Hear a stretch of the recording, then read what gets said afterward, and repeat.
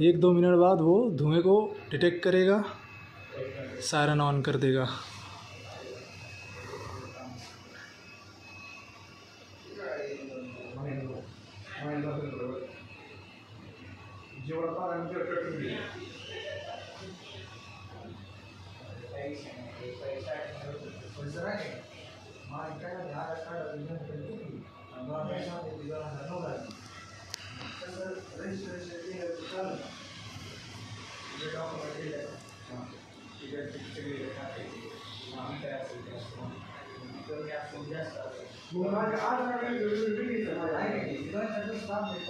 वो देखिए हॉर्न बजने लगा। ये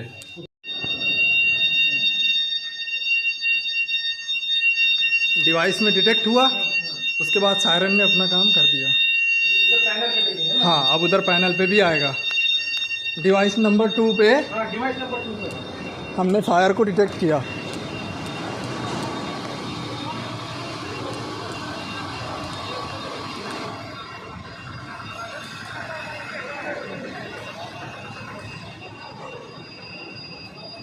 डिवाइस नंबर 2 फायर डिटेक्शन।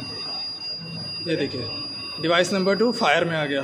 ये 2 है ना? हाँ, साइलेंट करो उसको अभी के लिए इसको हम साइलेंट करते हैं। साइलेंट करो बस।